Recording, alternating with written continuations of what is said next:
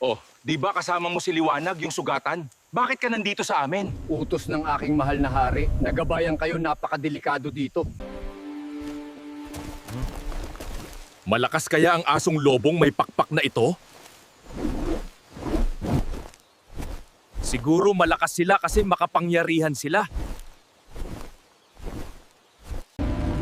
May dambuhalang halimaw na bulate. Napakamapanganib nga dito sa gubat na to. Paano natin maahanap ang ginto? Hindi mo masasaktan ang aking hari at ang kanyang anak. Ako ang harapin mo! Kaberto, Lea, napamahal na sa inyo ang aking anak. Pagmulat ng kanyang mata, kayo agad ang hinanap niya. Tinanong kung nasa mabuti kayong kalagayan. Napamahal na rin sa amin si Liwanag. Siyempre, anak niyo siya. Kayo ang may mas karapatan sa kanya. Laging sinasabi sa amin ni Liwanag. Na nandito ang kanyang lolo at maraming ginto na makikita sa lupa. Totoo ba ang kanyang sinasabi? Totoo ang lahat ng yan.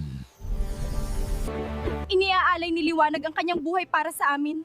Gusto niyang makita ang ginto. May pinangako pala sa inyo ang anak ko.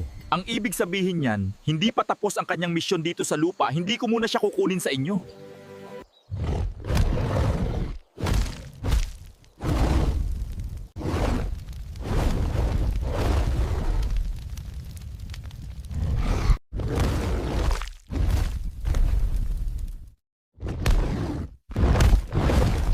Ang dalawang gwardya ko may kalabang mga halimaw.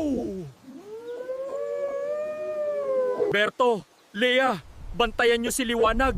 Kailangan nila ang suporta ko.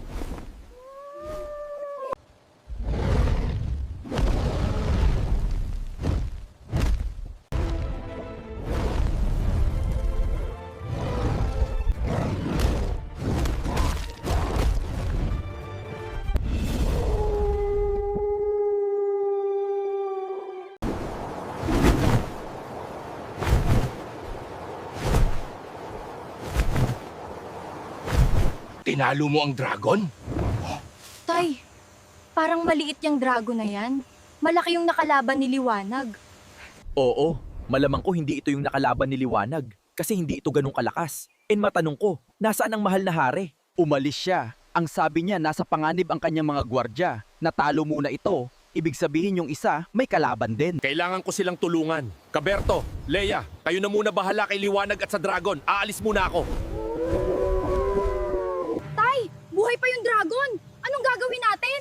Baka bugahan tayo ng apoy niyan. Kumuha ka ng tali. Bilis!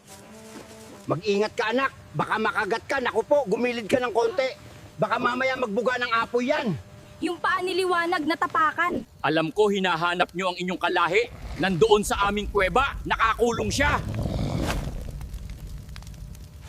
Tay, narinig mo ba yon? Oo, narinig ko. Kailangan nilang malaman agad-agad. Bakit hanggang ngayon wala pa ang ating anak? Maggagabi na. Baka makabangga siya ng eroplano.